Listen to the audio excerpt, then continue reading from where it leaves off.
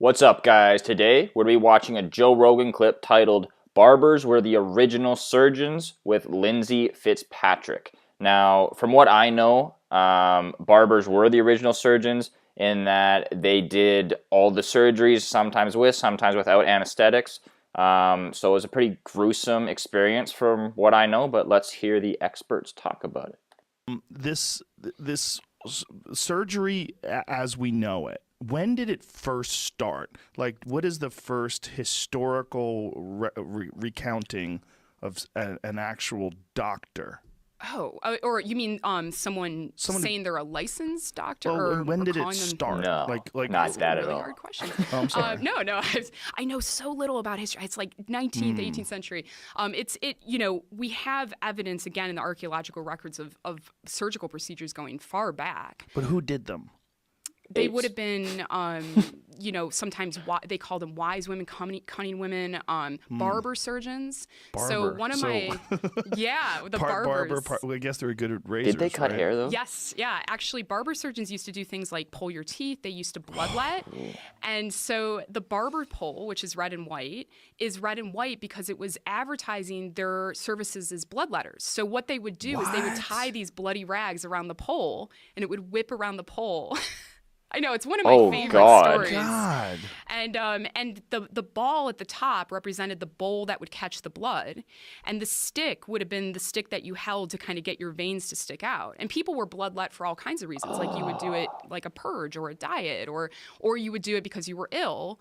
The idea being that you had produced too much blood and you needed the blood to be let to kind of restore balance in your body. What do you think it would be like to go back in time and hear someone say something that stupid?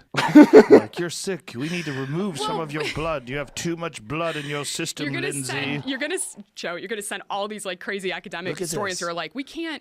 Yeah, Barber there you go. There's you got the tonsorial services. What does that mean? And you know what else? The barbershop quartet comes from the idea that the barber surgeons often had a musical lute in the office that you would play, or the patient would play. It was like a musical therapy. Hold on.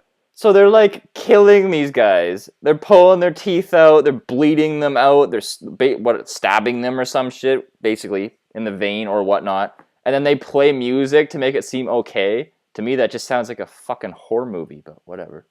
All kinds of hangovers from it. And you know the demon barber, Sweeney Todd? Yes. So this is kind of one of these stories that pops up, and they think that it might be that medical practitioners were trying to undermine the legitimacy of the barbers. Oh. So you kind of either get this story that the barber is this like sort of demon figure who's chopping you up and selling you and making you into pies. Sounds like it. Is that a legit one? Because that seems like nonsense. It seems like it's a recreation of an older one. It seems like parody. Like, look, it says, listen to my troubles, no charge. Listen to your troubles, 50 cents. They might have had that on there. This whole thing seems like a parody. They're playing music and having fun as they cut you up. That doesn't seem real to me. Barber thing. Yeah, when they're cutting bullets out of you, it says bullets removed, $2. Maybe, I don't know. They're all drunk. Pomade, mustache wax. People thought that bullets were that gunpowder was poisonous, so a surgeon would often amputate if you were shot. Oh God! Until they kind of realized that sometimes it was okay to just keep the bullet in, Did they use depending on where it was. But it could just be like a recreation of something that someone found, maybe, and they're selling that as a piece, maybe something like that. Right, probably, yeah. Yeah, and we get the red, blue, and white barber poles now. So what happened was the barber surgeons and the surgeons split off professionally at some point in history. And so the surgeons start to use blue and white poles, and the barbers use red and white poles. Whoa. And I think now the red, white, blue is like the patriotic red, white, and blue. But the traditional barber pole would have been red and white, and it would have signified that you could come in and get your bloodletting because those bloody rags would have been out there on the pole. Before they had the pole, they would advertise by putting just bowls of congealed blood in the window. Oh, Christ. What? And then in London, they decided, I think it was about the 14th century, they said no more of that. So the barbers started to throw the blood into the river, which was also equally gross. Yeah. So the barber surgeons would have definitely been doing minor surgical procedures, and they would have been more affordable than the surgeons and the physicians themselves. But nobody could really do much for you in that period, according to our own sort of 21st century understanding. But I always say, to go back to your question about, how would it feel to hear something so dumb? Well, what do you think today that, in 100 years we're going to look back at? And there's definitely going to be stuff, right, that we're going to look back and go, I can't believe that. Why are we cutting people open? We used to do that. Should be in fact, laser or some I think shit. that this is probably going to get people to go, no, that totally works. You know that trend of cupping? Yes. Now that you see, so that was also 17th century. So they would have these heated cups, and they would create this blister, and then they would cut it open with this really sharp instrument, and that's how they would bleed you. So it's kind of this weird thing that's coming back, but for slightly different reasons. I don't think there's any evidence that cupping is real. No, I don't think so either. And I like to point people to the past, because if we're going to make fun of what they were doing in the past, it's kind of making a reappearance, so to speak. But people do all kinds of weird things now too, like they eat the placenta. Yeah. There's no medical evidence that has any kind of health benefit. Yeah, but it's edible. I think that's why edible, you can eat it. Well, it's funny because that actually segues into this lovely object, this half skull here. My friend Zane Wiley creates these. These are actually cereal bowls.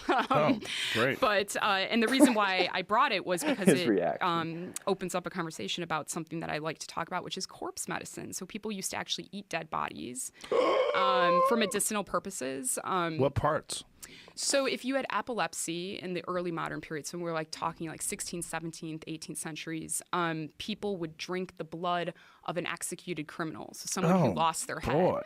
The idea was that the life cut short, that the blood was very powerful force. And so you get these sort of drawings of people gathered at the scaffold. This poor bastard's going to lose his head, and these people are holding cups up to catch the blood.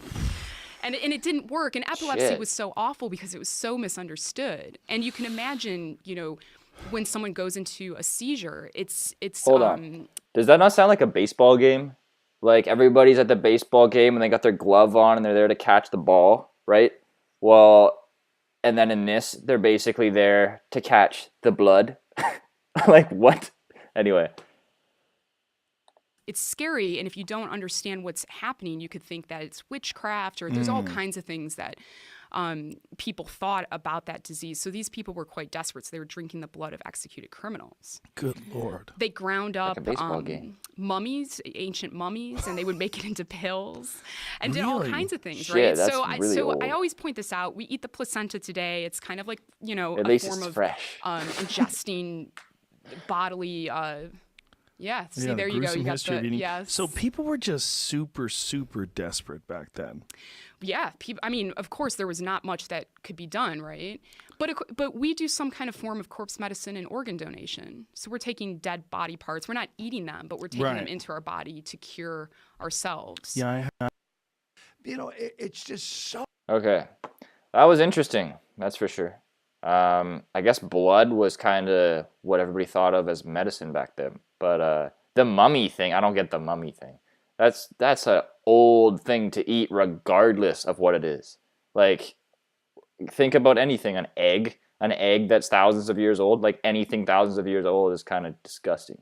Anyway, that's my thoughts. All right, but that's it. Hope you enjoyed. Leave your comments down below, any suggestions of what you'd like me to react to next. And until next time, thanks for watching, guys.